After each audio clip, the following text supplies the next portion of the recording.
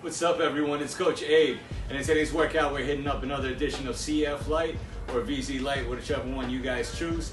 And today's workout we're going to be hitting it up for time. It's going to be a 5, 10, 15 ascending rep scheme. It's going to be for 5 rounds. So it's going to be 5 dips, 10 squats. Weight is optional if you want to add on to it, if it's too light for you just doing it without it. And then finishing off with 15 jumping jacks, all right? Let's go over those movements real quick. Remember guys, 5 rounds of those, 4 times. All right, so for the dips, remember, if you guys don't have certain things at home, I just got some stools over here. It's nice and elevated, gives you enough range of motion to go back up and down, right? What we're gonna do, there's a few things we can do here. If you're able to, we go straight forward. Basically, we're just gonna have our hands right up over here. Remember, our hands are gonna be at about shoulder width apart, and then what we're gonna be doing is elevating our legs, coming straight down, right?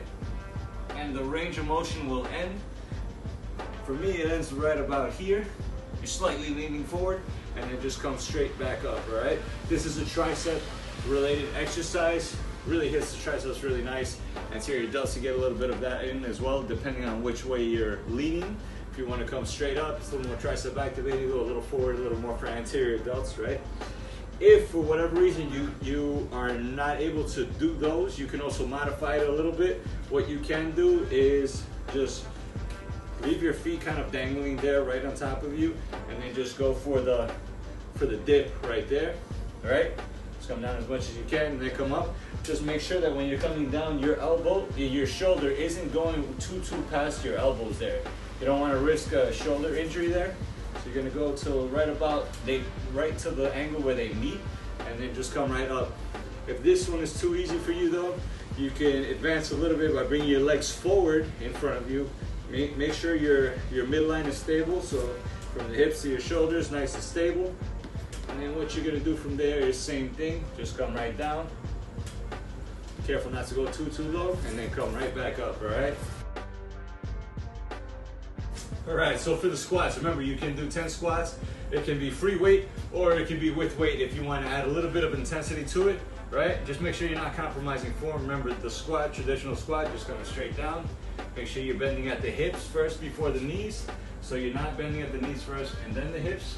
Hips first, then knees, come down, straight down. Make sure you keep that lower back nice and straight. Come up if you want to add a weight to it. Right. You can do traditional goblet squat. Hold this right over here, and then come straight down the middle. Right? Straight down, right back up from the side. What that looks like. Straight down, and back up. You can do pause reps at the bottom if you like, completely okay. If not, you can go ahead with 2 dumbbells on the side and then just go for the squat there if you really want to challenge yourself. Jumping jacks, straight up over here. These are traditional. You guys did them back in school, growing up, right? Sometimes it's good going back to the basics. Never forgetting where they're at, right? 15 of these. As soon as you're done with those, boom. Go straight into it. 5 dips again, 10 air squats, and then 15 jumping jacks, 5 rounds.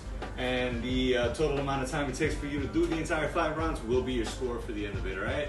That's it for today. I hope you guys have a good one. With that one, I hope you guys have fun. I'll see you around for the next one.